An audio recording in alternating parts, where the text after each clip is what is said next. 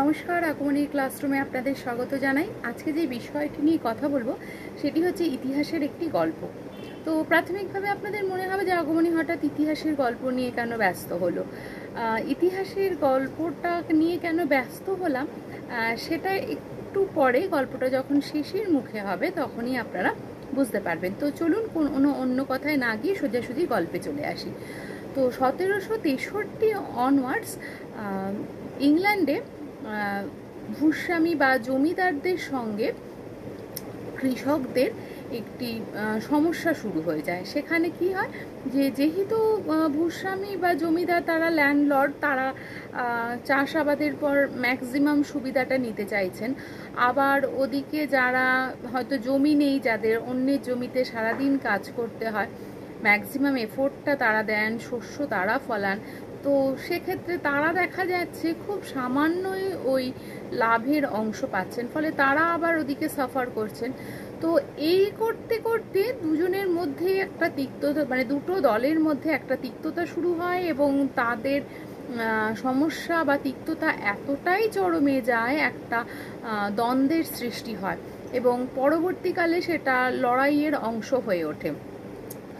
তো এই লড়াই চলতে থাকাকালীনই দু দলকেই কিন্তু প্রচুর সাফার করতে হয়। যার জমি আছে বা যিনি জমিদার, তিনি জমি থাকলে শস্য ফলাতে পারছেন না, ফলে তার নিজের আর্থিক ক্ষতির সঙ্গে সঙ্গে দেশ সাফার করছে।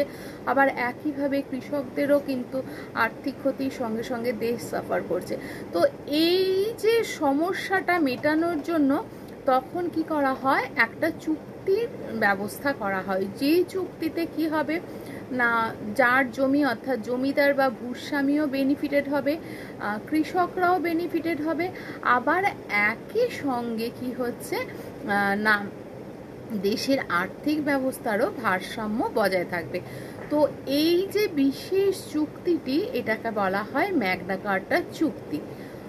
এই ম্যাগনা কার্টা চুক্তিটি পরবর্তীকালে আবারও ইতিহাসে ফিরে আসে পরিবেশের সঙ্গে সঙ্গে। সেটা কি না, আমরা জানি 1972-এর স্টকহোম কনফারেন্স। স্টকহোম কনফারেন্স কিন্তু এমনই একটা চুক্তি যেটা আর্থিক সামাজিক সমস্যা মেটানোর সঙ্গে সঙ্গে, যেটা মূল সমস্যা পরিবেশের সমস্যা, পরিবেশ ঠিক থাকলে সমস্ত কিছু ঠিক থাকে, সেই পরিবেশীয় সমস্যা মেটাতেই কিন্তু সক্ষম হয়ে থাকে।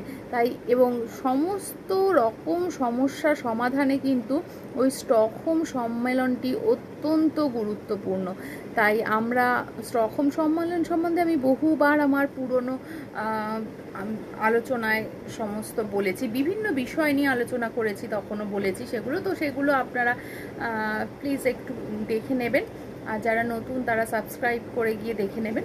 তো যাই হোক, তো সেই জন্য কিন্তু স্টকহোমের এই যে চুক্তিটিকে, পরিবেশ বিষয়ক সম্মেলন এবং সম্মেলনের চুক্তিটিকে কিন্তু ম্যাগনা কার্টা চুক্তি বলা হয়। এবং ভারত কিন্তু এই চুক্তিতে সর্বপ্রথম সই করেন এবং এই সইটি করেন আমাদের তৎকালীন প্রধানমন্ত্রী শ্রীমতী ইন্দিরা গান্ধী 1972 সালে।